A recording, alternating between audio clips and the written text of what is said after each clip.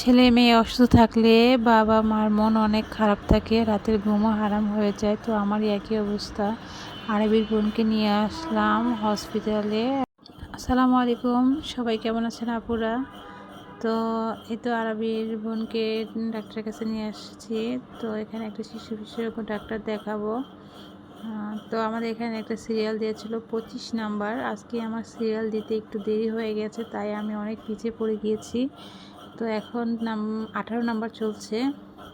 তো এখানে এসে আরবির একটা বন্ধু হয়ে গিয়েছে। ও কিন্তু ওকে চিনে না। দেখেন ছেলেটা কতটা ভালো, কতটা মিশুক। ওকে এসে জড়িয়ে ধরেছে, ওর সাথে এমনভাবে মিশে গেছে মনে হচ্ছে ওকে যেন কত দিন ধরে চিনে। তো আসলে না, আজ প্রথমে ওর সাথে দেখা হয়েছে। আরবি কিন্তু বন্ধুটাকে পেয়ে অনেক খুশি হয়েছে। তো দুজন একসাথে বসে কিন্তু কার্টুন দেখছিল। আর বন্ধুটা জিজ্ঞেস করছে, এটা কি হয় আরবি, তোমার আম্মু হয়?